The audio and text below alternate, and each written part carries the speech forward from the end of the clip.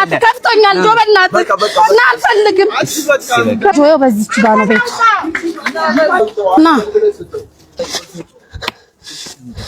ተመልከቱ እዚህ ጋር ወንድማችን አሜን ብዬ ይሄን የሚያክሉ ሚሊየንስ ብሮች ተለቆልኛል ገብቶልኛል እያለ ነው። የፖለቲከኛ አስታወስከው ያንዶም ልጆቹን ሃርቫርድ እና ስታንፈርድ አሞላቆ የሚያስተምረው እናንተን እዛው ወስዶ እንዲያስተምርህ ነበር የፈለከው ጅል። ኡጋንዳው ፕሬዝዳንት ዩዌሪ ሙሴቬኒ ከ40 ዓመት በፊት የተናገሩት ነገር አሁንም ሀንት ያረጋቸው ይገኛል። እሳቸው ከ40 ዓመት በፊት የአፍሪካ ዋነኛው ችግር ስልጣን ላይ ያሉ ሰዎች ከስልጣን መልቀቅ አለመፈለጋቸው ነው። እናቴ ግን ይቅር ልላት አልችልም እና ልወዳት አልችልም። እንዴ ምን ማለት ነው? እናትህ ወልዳ 9 ወር መከራ በልታ ጡቷን አጥብታ አሳድጋ ከዛም የመጀመሪያ ኢትዮጵያ ልትሆን ትችላለህ። እኔ እንግዲህ በብዙ እንስሳቆን ለእናታቸው ያላቸውን ፍቅር አውቃለሁ።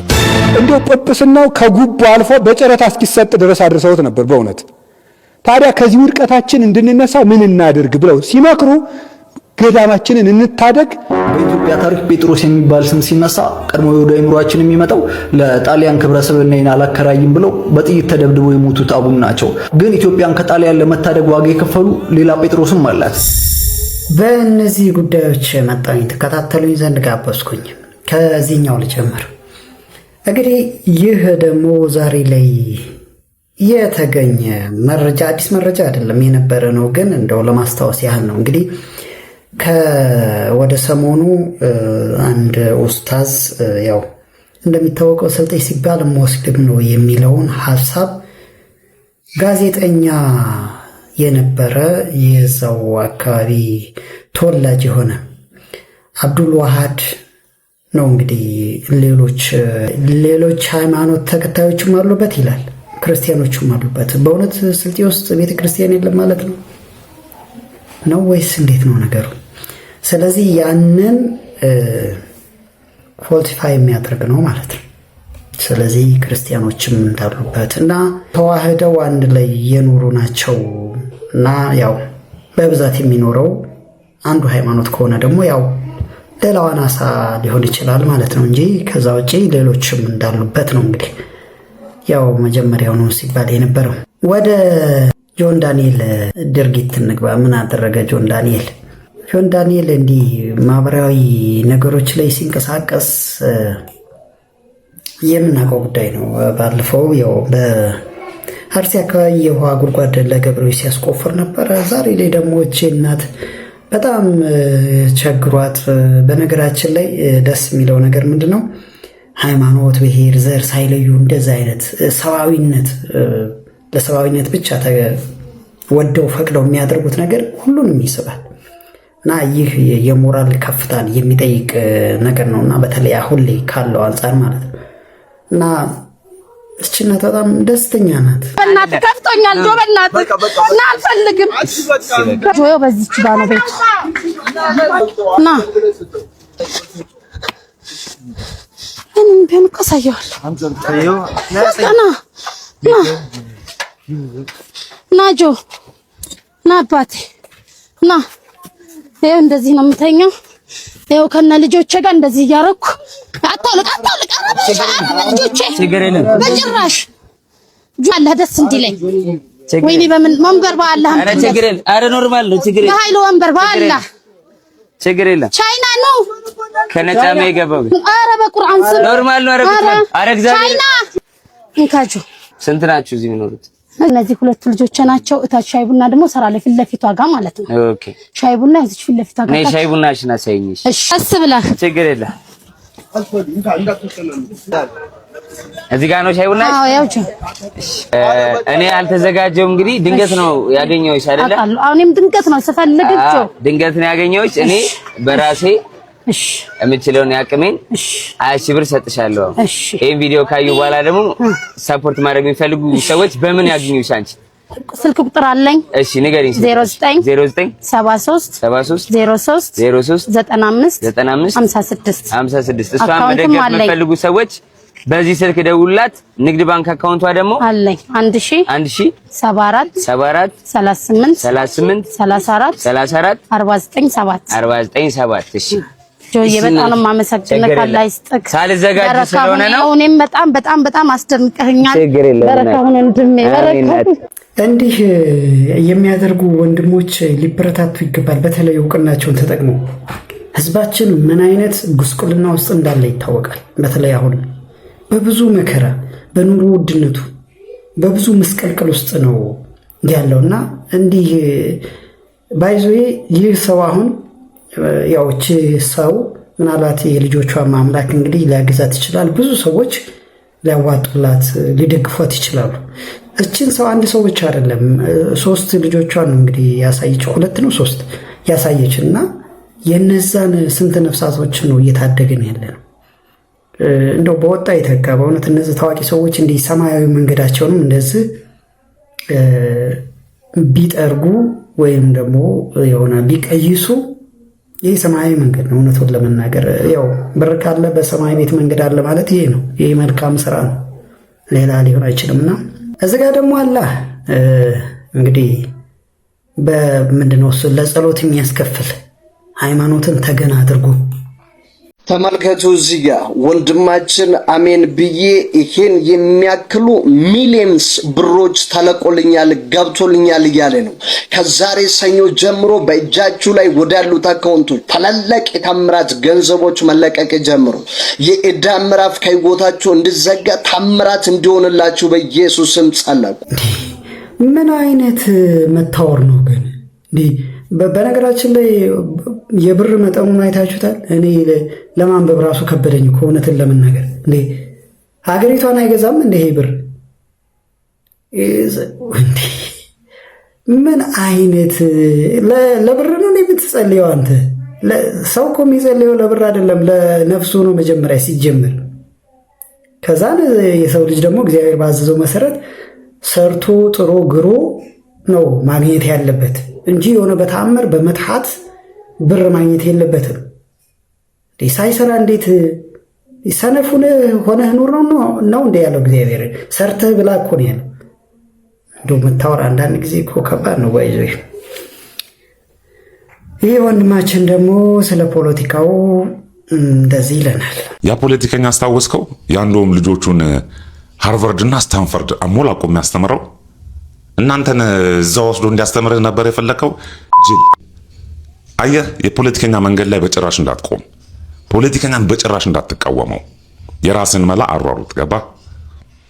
ሶስተኛው ይሄ የማትቃወሙ ፖለቲከኛ ማለት ነው፣ በጭራሽ እንዳትደግፈው፣ አሁንም የራስን መላ አሯሩጥ። አራተኛ ፖለቲከኛን መደገፍ ወይም መቃወም ያለብህ ከተከፈለ ብቻ ነው። ገባህ አይደል? ፖለቲከኛን መደገፍ ያለብህ ሲከፈለ ብቻ ነው። ካድሬ ስትሆን ብቻ እንደዛ ይመስለኛል። የካድሬ ትርጉሙን በትክክል ባላውቀውም እና እነ ማናቸው እነ የኬንያ ወጣቶች ያደረጉት ነገር ትክክል አልነበረም ማለት ነው። ስሪላንካ የስሪላንካ ወጣቶች ትክክል አልነበሩም ማለት ነው። ሌሎች ወጣቶች ያደረጉት በስንት ነው? በ66 ነው እንግዲህ ሲባል የሰማሁት የወጣቶች እንቅስቃሴ የተማሪዎች ምናምን የሚከሰየው በታሪክ እንግዲህ የሰማነው እሱ ትክክል አይደለም ማለት ነው። እንግዲህ ወል መልካም ሳይድ አለው። አንድ የሆነ ምንም ነገር መነካካት አልፈልግም የሚል ሰው ይኸው ልክ አሁን ያለ እሱ ወጣቱ ያለው ሊሆን ይችላል። ግን አፍተር ኦል ሀገር ለፖለቲከኞች ወይ ለፖለቲከኛው ማንን ነው እሱ የሚመራው? አንተን እኮ መስሎ። ለማንኛቸውም እንደ አንድ ምንድነው በጣም አክቲቭ የሆነ ተሳታፊ የሀገሪቷ ዜጋ ወደደም ጠለም ፖለቲካ ውስጥ አለ። ወደደም ጠለም ምንም የታወቀ ነው። እንግዲህ በዋናው ዝቄ አልሄድበትም፣ በዋናው ተዘፍቄ አልሄድበትም ካላለ በስተቀር አለበት። እንግዲህ ያው በእርግጥ ያው ማንነካካም የራስን ስራ ብቻ አይ ዶንት ኖ ብቻ ግን ያው ኔጌቲቭም ፖዚቲቭም ሳይድ አለው። እናንተ ያው እኔ ከተናገርኩት አንጻር መዝኑት እንግዲህ የራሳችሁን ሀሳብም ስጡበት። ዮዌሪ ሙሴቬኒ የኡጋንዳው ፕሬዝዳንት ምን አለ? እንዲህ ይለናል ብሮክ ኒውስ። ኡጋንዳው ፕሬዝዳንት ዩዌሪ ሙሴቬኒ ከ40 ዓመት በፊት የተናገሩት ነገር አሁንም ሀንት እያረጋቸው ይገኛል። እሳቸው ከ40 ዓመት በፊት የአፍሪካ ዋነኛው ችግር ስልጣን ላይ ያሉ ሰዎች ከስልጣን መልቀቅ አለመፈለጋቸው ነው። ረጅም ዓመት መምራት ይፈልጋሉ የአፍሪካ መሪዎች ሲሉ በ1986 ስልጣን እንደያዙ ተናግረው ነበር። ታዲያ አሁን እሳቸው ስንት ዓመት ሙሉ ስልጣን ላይ እንደቆዩ ልንገራችሁ። 40 ዓመት ስልጣን ላይ ቆይተዋል። አሁንም ተመርጠዋል። እግዚአብሔር ብሮ ከህይወት ከኖሩ ደግሞ 45 ዓመት በስልጣን ይቆያሉ። እስከ 2031 ድረስም ኡጋንዳን ይመራሉ። 45 ዓመት የመሩት ሰውዬ ቀደም ብለው ግን የአፍሪካ ችግር ሲሉ የተናገሩት መሪዎች ከስልጣን መውረድ አለመፈለግና ስልጣን ላይ መቆየት ነው አፍሪካን ድህነት ውስጥ የከተታት ሲሉ ተናግረው ነበር። ታዲያ ይህንን የተናገሩት የስልጣንን መጣፈጥ ሳያውቁት በፊት ነው ሲሉ ብዙዎችም ሀሳባቸውን ሰጥተዋል። በጣም ይገርም ነው። የአፍሪካ መሪዎች ያው አፍሪካ ውስጥ ችግሩ ምን እንደሆነ ያውቃሉ። ግን ያው እንደሚባለው ነው። አሁን ከሰሞኑም ባለፈውም እንዳልኩት ይህ የስልጣን ገደብ የመንግስት የስልጣን ገደብ ቢደረግለት ዋና አጀንዳ ቢሆን ምናልባት እኔ አይደው ነው ማን እንደሚወስነው አላውቅም። እኔ ዲቴይል ስለማላውቀው ብዙ አልሄድኩበትም። ግን በቃ ታላቅ ለሀያል የምትባለው አሜሪካ እንኳን ገደብ አድርጋለች። ከዛም አንድ ባለስልጣን መጥቶ እስከሚፈልገው ድረስ እንደፈለገው በሚፈልገው መጠን እንትን ሊላት አይችልም። ስለዚህ ይህ የስልጣኔ ምልክትም ይመስለኛል። ባይዘ ኋላ ቀርነት ነው ይሄ። አንድ ስልጣን ይዞ ኤርትራ አሁን የት ደረሰች? ኤርትራ ለምሳሌ ምን ስንት 30-40 ዓመት ምን የት ይዘው እንትን ብላለች። ስለዚህ ከዚህ አንፃር ትክክል ነው።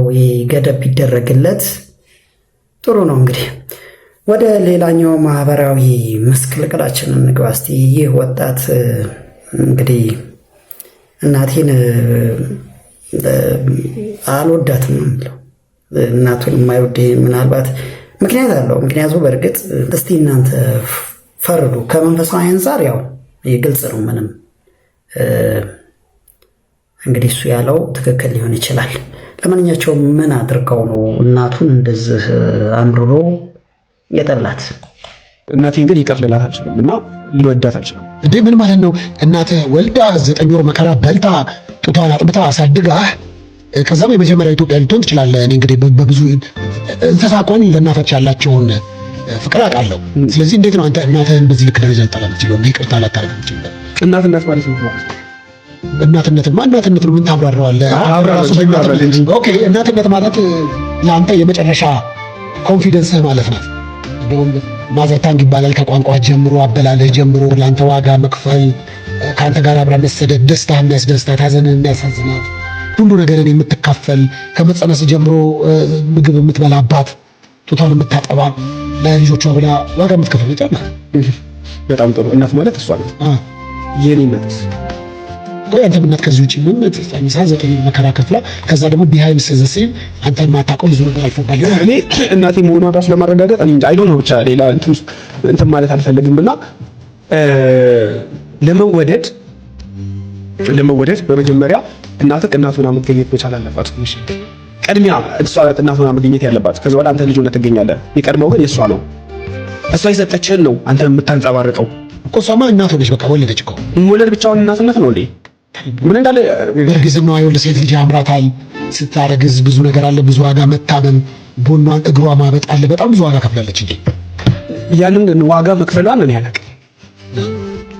እኔ ግን የማውቀው እኔ ለሷ ዋጋ መክፈሌን ካደኩኝ በኋላ በህይወቴ ካሉ መጥፎ ጠባሳዎች ውስጥ አንዱ እናቴ ጣለችብኝ ጠባሳ ነው እኮ። ምንድነው እዚያ ደረሰ ከእናት ጋር ስታሪኩን እንደስማው ተመልካቾች? እሺ ከዛ በኋላ አንተ ፍረድ። እሺ ምንድነው ወይ ደግሞ እሺ መጥላቴ ስህተት ከሆነ ስህተት ነው ብዬ ለማስተካከል ሞክራለሁ። እሺ የፈለገ ነገር ቢመጣ እኔ እሷን መልሼ እንደ እናት ማሰብ አልችልም። በጣም የሆነ እናት ብዬ መቀበሉ ራሱ ይከብደኛል። አሁን በመጀመሪያ ታሪኩን አሳጠረኝ ነገር እኔ ሙሉ በሙሉ ከቤተሰብ ጋር በቃ ሙሉ ለሆል ላይፌን የኖርኩት ከ14 ዓመት ነው። ከዛ በኋላ ኑሮዬን በቃ በራሴ መንገድ ነው የኖርኩት። እናቴን በመልክ ራሱ አላውቃትም ነበር። በመልክ ራሱ ነጭውን ጥቁር ምናምን፣ ግን ዝም ብዬ ባይኖሬ ስላፈሉኝ እንዲህ የሆነ ጠየም ረጅም ምናምን አይነት ሴት ዝም ብዬ እስልና እናፍቃታለሁኝ። እና አያቶቼን ሁሌ ከማስቸገርበት ምክንያት አንዱ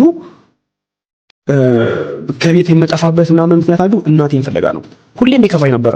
ትምህርት ቤት ስንሄድ ትምህርት ቤት ምናምን የሆነ ወላጅ ሲባል እናትና አባቶቻቸው ልጆቻቸው ማድ አድርገው ግራና ቀኝ እጃቸውን ይዘው ሲሄዱ ሳይ በጣም ይከፋኝ ነበረ።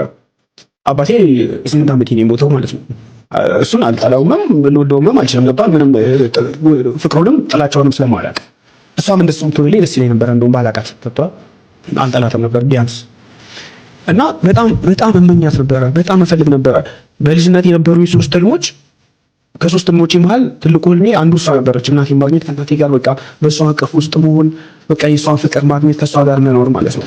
የዛ የታገር ትኑር ምንቱን አላውቅም። ዝም ብዬ ከቤት ጠፋለሁ። ዝም ብዬ ምናምን አላስቸገርኳቸው ቤት መጨረሻ ላይ ያለችበትን ሀገር አፈላልገው ላኩኝ ማለት ነው። የእናተ ቤተሰቦች ጋር የነበርከው? የአባተ ቤተሰቦች ጋር? እሺ አያቶቼ ጋር። ከዛ ላኩኝ ሄጄ እዛው ልክ እንዳየዋት በእርግጥ ህይወቷ በጣም ያሳዝን። አሁንም ያለችበት ህይወት በጣም ያሳዝን ነው።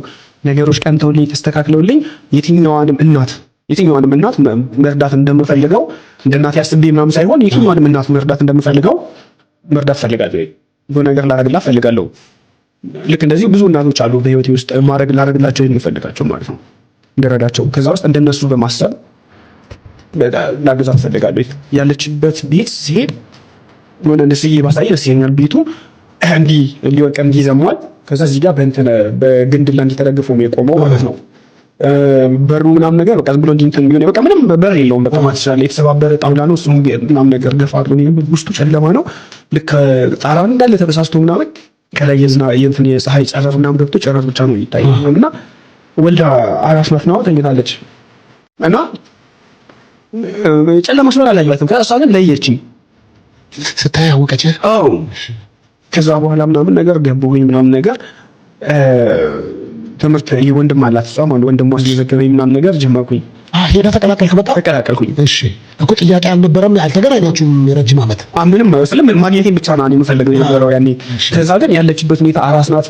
ከዛ በላይ እንትን ባሏ ደግሞ እንትን ያለ ተለያይተዋል። እሺ አራስ ሆና ነው ትቷት እንትን ያለው ማለት ነው። በጣም ብዙ መከራ ውስጥ ነው ያለችው። ከዛ በጣም ይከፋኝ ነበር። ትምህርት ቤት ይወጣና ጆተኒ ምናምን ነገር ልጆች ሲጫወቱ መደብ እንዲያስቀምጣሉ ማለት ነው። ከዛ ብሩን አነሳና ምናምን ማንም ወንድ አይደርስብኝም እወጣለሁ መደብ ወይ ያለ አቅሜ ምንም ነገር በቃ መካካዬን በግድ ነው የምሸከመው። ሸከምና ከዛ አምጥቼ እሰጣታለሁ ምናምን ነገር በቃ ካየን ብር ምን ጠቅም በቃ የሆነ እንደዚህ ቁማር ሲጫወቱ ካገኘኝ ማለት ነው። ትልልቆች እኮ ናቸው ከያዙ ይገሉኛል። እያለኩ እሰጣታለሁ ደስ ይላታል ምናምን ማለት ነው።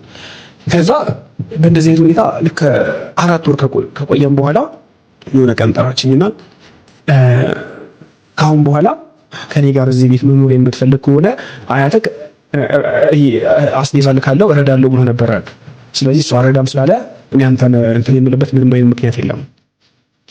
ስለዚህ ከኔ ጋር መኖር የምትፈልግ ከሆነ የቤት ኪራይ ሙሉን ትከፍላለህ።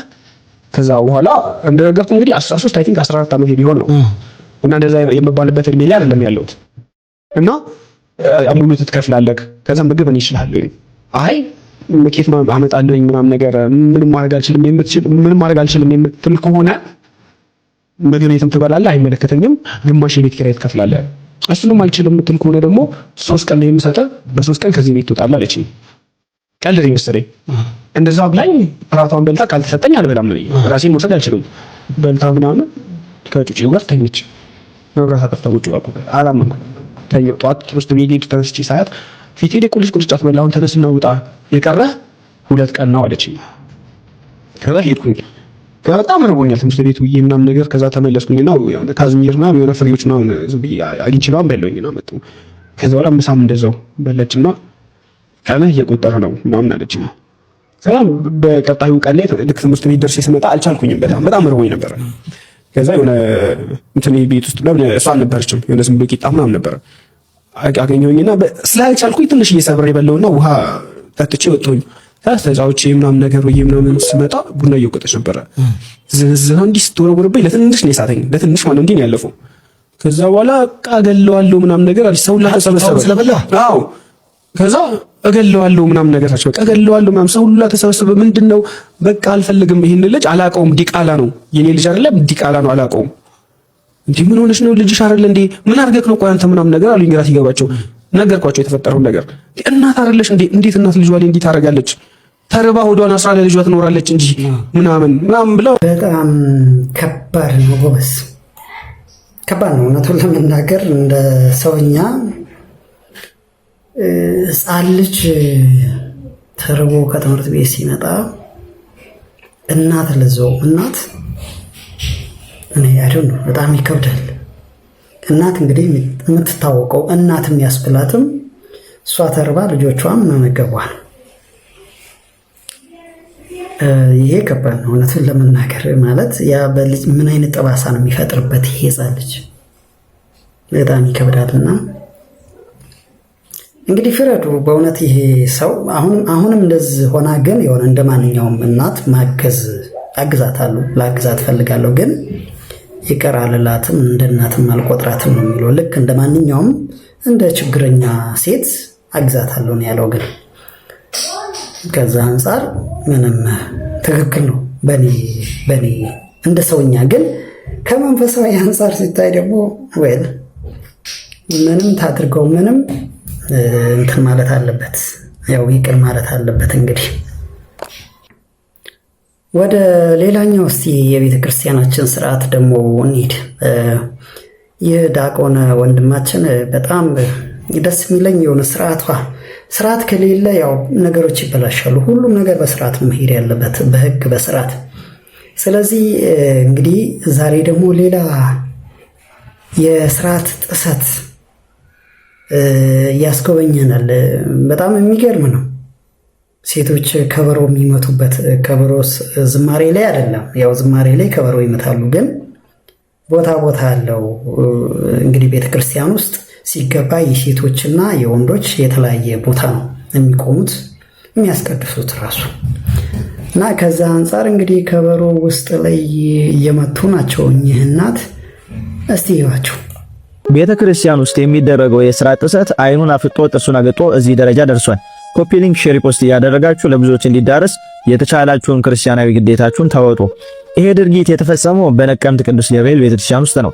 ለዚህ የስርዓት ጥሰትም ተጠያቂዎቹ እዚህ ቤተክርስቲያን ውስጥ የሚገኙ አካላት ሁሉ ናቸው። ወጥተው ይቅርታ መጠየቅ ያለባቸው እነርሱ ናቸው። እዛ ያላችሁ ጫና ፍጠሩ፣ ህገ ቤተክርስቲያንን አስከብሩ። በመጀመሪያ ደረጃ ሴት ልጅ ይህን የማድረግ ስልጣን የላትም። ከመቋም አንስት ከሴቶች መቋሚያ ቦታ ወደ ወንዶች መቋሚያ ቦታ መምጣት አትችልም። ይሄ ስርዓተ ቤተክርስቲያን ነው። ስርዓቱን ከሚፈጽሙት ካህናት ውጪም ወንዶችም ወደ ሴቶች መቆሚያ መሄድ አይችሉም። እንኳን እንዲህ ከበሮ ለመቆርቆር ይቀርና ወንድ ልጇን ታቀፈው ወንዶች መቆሚያ መታ ማስቆረብ እንኳን አትችልም። ወንዶች ተቀብለው አስቆረብ ይሰጧታል ወይ ዲያቆናቱ ይሄንን ያደርጋሉ እንጂ ወንዶች መምጣት አልተፈቀደላትም። ይሄ የስርዓት ጥሰት ነው አድርጎ ለዚህ ደረጃ የደረሰው። ሴቶች በዚህ ልክ ቤተክርስቲያንን ባትዳፈሩ መልካም ነው። ለነገሩ እናንተ ምን ታደርጉ? እናንተ እንዲህ ስርዓት ቤተክርስቲያንን ስትጥሱ እዛው ቆመው የቅጥረኛ የምንደኛ የሰራተኛነት እንጂ የባለቤትነት የልጅነት ስሜት የሌላቸው የማይሰማቸው ደሞዛቸው አይጉደል እንጂ ቤተክርስቲያኒቷ ገደል ብትገባ የማይገዳቸው ስርዓትን የማያውቁ ያልተማሩ መጮህ ብቻ የሚያጸድቅ የሚመስላቸው ተው እረፉ ከማለት ይልቅ አፋቸውን በጨርቃቸው ሸፍነው የሚሳሳቁ እረፉ ልጆች ከማለት ይልቅ ቆመው የሚያሙ የሚያሽሟጥጡ አንዳንድ መቋሚያ የያዙ ጸናጽል የጨበጡ ሻሽ የጠመጠሙ ጩኸቱን እንጂ ስርዓቱን ያልተማሩ ቸልተኛ ሊቃውንት ነን ባዮች ስላሉ ነው እናንተ እንዲቀጣጣችሁት። ሁሉንም አላልኩም። ለምሳሌ ይሄን ቪዲዮ አይተነው እንመለስ።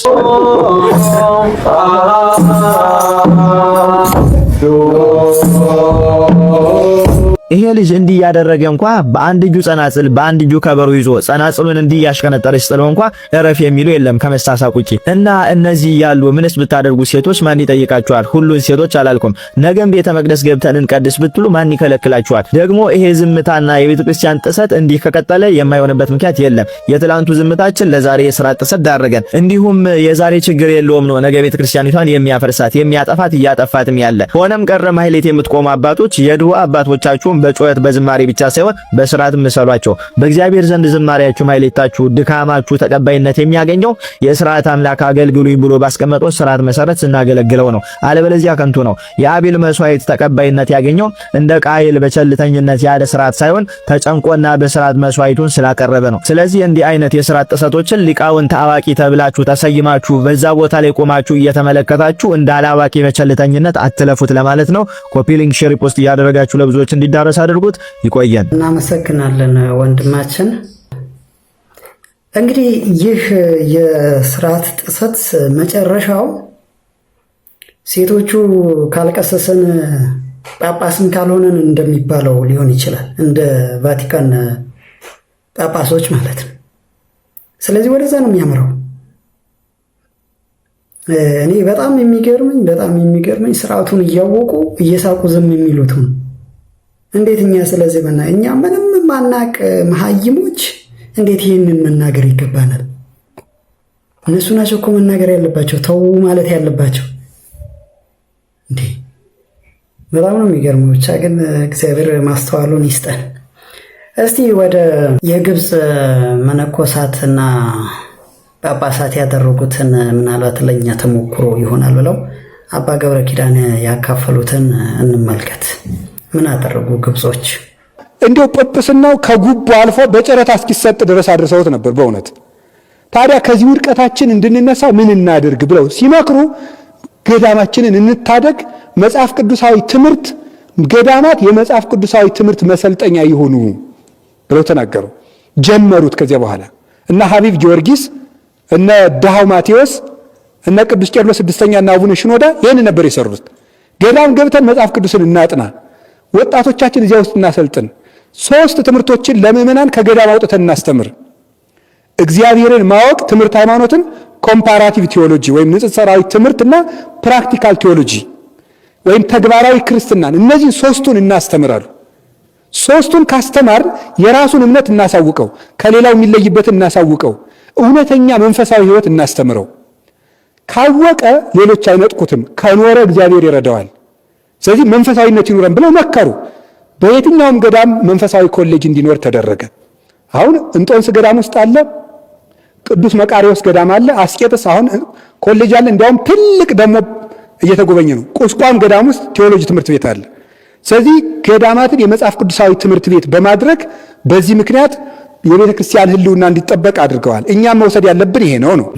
ቃልት ያሰማልን አባታችን። እንግዲህ ይህ ለእኛ ትልቅ ትምህርት ይሆናል። በተለይ አሁን ላይ በጉቦ አንዱ ሀገረ ስብከት ላይ በተለይ ወደ መሀል ሀገር አዲስ አበባ ላይ ለመቀጠር የሚደረግ ስራ ጳጳስ ለመሆን የሚደረግ ጉቦ አሁን እኛ ተዘፍቀን ያለንበት እውነት። ስለዚህ ከነዚህ ከግብጾችም መማር ያስፈልጋል። ግብጾች በነገራችን ላይ በጣም ጠንካራዎች ናቸው። እውነቱን ለመናገር በተለይ ኦርቶዶክሶቹ በጣም ጠንካራ ናቸው። ሌላው ቀርቶ እኮ የእኛንም እኮ ገዳማት ሁሉ ቀምተውናል በጥንካሬያቸው ኢየሩሳሌም ያለው።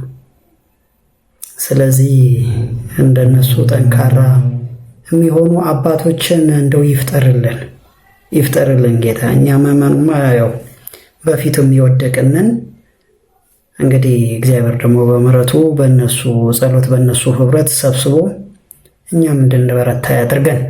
ወደ ታሪክ ደግሞ ወደ መጨረሻ ላይ ታሪክ ይህ ወንድማችን ነገሮችን የማስታወስ ልዩ ተሰጥኦ አለውና ታሪክንም ያነባል። እስቲ ስለ ሁለተኛው ጴጥሮስ ደግሞ ይንገሩን። አቡነ ጴጥሮስ ያው እናውቃለን በጣሊያን የተረሸኑ ለሀገራችን የተዋጉ እጅግ ሰማያዊም ምድራዊም አርበኛ የነበሩ ናቸው እና ሌላኛው ጴጥሮስን ደግሞ እስቲ ዛሬ ያስተዋወቀን የወንድማችን ማን ናቸው? ዛሬም እንደሌለው ጊዜ ሁሉ የግድ መነሳት ያለበት ጉዳይ ይዘን መጥተናል። በኢትዮጵያ ታሪክ ጴጥሮስ የሚባል ስም ሲነሳ ቀድሞ ወደ አእምሯችን የሚመጣው ለጣሊያን ክብረ ስብዕናዬን አላከራይም ብለው በጥይት ተደብድበው የሞቱት አቡነ ናቸው። ግን ኢትዮጵያን ከጣሊያን ለመታደግ ዋጋ የከፈሉ ሌላ ጴጥሮስም አላት። አሁንም ማነሳቸው ጴጥሮስ ከአቡኑ ጴጥሮስ በእድሜም የሚቀድሙ አርበኝነታቸውን ቀደም ብለው የከወኑ ናቸው። ስለዚህ ዛሬ ጉዳያችን ዶጋሊ፣ አሉላ አባነጋና ከሁሉም በላይ ደግሞ ጴጥሮስ ጊዮርጊስ ይሆናሉ። ጣሊያን በአፍሪካ ምድር የመጀመሪያ አዋራጅ ሽንፈት የቀመሰችው አድዋ ላይ ሳይሆን ዶጋሊ ላይ ነበር። ጣሊያኖች ከምጽዋ ተነስተው ቀስ እያሉ ደጋውን የኢትዮጵያ ክፍል መቆጣጠር ጀመሩ። በወቅቱ ደግሞ ሰሜን ኢትዮጵያን ያስተዳድሩ የነበሩት አሉላ አባነጋ ነበሩ። ከዛ ጣሊያኖች በተደጋጋሚ የያዙትን ቦታ እንዲለቁ አሳሰቡ። ምላሽ ግን አላገኙም። ጦርነቱ አይቀሬ ሆነ። ጣሊያኖች ወደ ኢትዮጵያ መስፋፋት ሲጀምሩ አስተርጓሚ ስለሚያስፈልጋቸው ጴጥሮስ ጊዮርጊስን እንዲረዳቸው ቀጠሩት። ጴጥሮስ ግን ውግናው ለጣሊያን ሲሆን ለኢትዮጵያ ነበር። የጣሊያንን መረጃ ላሉላ በደብዳቤ መልክ ይሰዱ ነበር። በባህሩ ዘውዴ መጽሐፍ ላይ የተቀመጠው ይሄ ደብዳቤ በጣም ይደንቀኛል። የዶጋሊ ጦርነት ጥር 18 1879 ነበር የተደረገው። ከጦርነቱ ሳምንት በፊት ማለትም ጥር 10 ጣሊያኖችን እንዲረዳ የተቀጠረው ጴጥሮስ ይህን የምትመለከቱትን ደብዳቤ ለአሉላ ላከ። ይህ ደብዳቤ አጭር ነው፣ ግን በውስጡ ብዙ ሀቆችን ያጨቀ ነው። ቃል በቃል ላነበው። ታሪክ አላነበውም እንጂ ፈረንጅና ቁንቁን አንድ ነው። ቁንቁን ከትሉሉ ያንሳል፣ ነገር ግን ታላቁን ግንድ በልቶ አድርቆ ይጥለዋል። እነዚህም መጀመሪያ በንግድ ስም ይመጡና ጥቂት በጥቂት እየገቡ የሰውን ሀገር ይወርሳሉ። ስለዚህ አሁን ቶሎ ደብድቧቸውና ይለቁ፣ አለዚያ ሀገሩ መጥፋቱ ነው። ዛፍ ሳያድግ በእግር ጣት ይነጫል። ካደገ በኋላ ግን ብዙ መጋዝና መጥረቢያ ያስፈልገዋል። እንደዚሁ የአሞራ ግልገል ክንፉ ሲያድግ የ6 ዓመት ልጅ ከዛፍ ወርዶ ሊጫወትበት ይችላል። ክንፉ ካደገ በኋላ ግን ከሰው እጅ ስጋ ነጥቆ እስከ አየር ይወጣና የሚያገኘው የለም። እነዚህም እንዲህ ናቸውና ለሀገሮ፣ ለግዛቶ፣ ለጠጆ፣ ለጮሞ ከሁሉም ይልቅ ለታላቅ ክብሮ ይሞክሩ። ይሄ ደብዳቤ ለኔ በጣም ልዩ ቦታ አለው። መደምደሚያውን ልብ በሉልኝ። ጴጥሮስ ላሉላ ምን አሉ? ለሀገሩ፣ ለግዛቱ፣ ለጠጁ፣ ለጮሞ ከሁሉም ይልቅ ለታላቅ ክብሩ ይሞክሩ። ለሀገሩ ካሉ በኋላ በሀገር ውስጥ ሲኖር የሚገኙ ነገሮችን ጠጅ፣ ጮማ ብለው ዘረዘሩ። በስተመጨረሻ ከሁሉም ይልቅ ብለው ምን ነው የጠቀሱት? ክብርን ነው። ሀገር ድሃ መሆን ከሀብታም የምትሰጥ ትልቁ ነገር ክብር ነው። በክብር የማይኖር ዜጋ ሀገር የለውም ማለት ይቻላል። ኦኬ፣ ወደ ሌላ ሐሳብ እንዳንገባ ግን እንደነገርኳችሁ ይህ ደብዳቤ ጴጥሮስ ለጀግናው አሉላ የላኩት ከዶጋሊ ጦርነት ከ8 ቀናት በፊት ነበርና ጥር 18 የአሉላ ጦር ጣሊያን እንደመሰሰ ዶጋሊ ላይ። ከዚህ በኋላ ጣሊያኖች ጴጥሮስ ከኢትዮጵያ ወገን መሆኑን ሲያውቁ ምጽዋ ላይ የነበረውን ንብረቱ መርሰው ወደ አሌክሳንድሪያ ላኩት። አሁን ውለታ መመለስ ደግሞ የአሉላ ፋንታ ነው። በምርኮ የያዛቸውን ጣሊያናዊ ወታደሮች እንደ መደራደሪያ አስቀምጦ የጴጥሮስ ጊዮርጊስን ንብረት አስመለሰለት። ኤኒዌይስ ጴጥሮስ ጊዮርጊስን መዘከር ይገባናል። ከሁሉም በላይ የደብዳቤው መደምደሚያ ላይ ልንወያይበት ይገባል ብዬ አስባለሁ። እናመሰግናለን ወንድማችን። እንግዲህ ጴጥሮስ ጊዮርጊስ የሚባል ከአቡነ ጴጥሮስ በፊት የነበረ ጣሊያኖችን እንግዲህ ያው ሲዋጋ የነበረ ነው ማለት ነው። ለጣሊያኖች ተቀጥሮ ጣሊያኖችን ሲዋጋ የነበረ በጣም እንደው አባቶቻችን እኮ በጣም ታሪከኞች ናቸው። ለሀገር ለወገን በጣም ይጨነቃሉ፣ ለክብራቸው በጣም ይጨነቃሉ። ለዛም ይመስለኛል በዚች በታላቅ ሀገር ላይ እኛ እየኖርን ያለ ነው።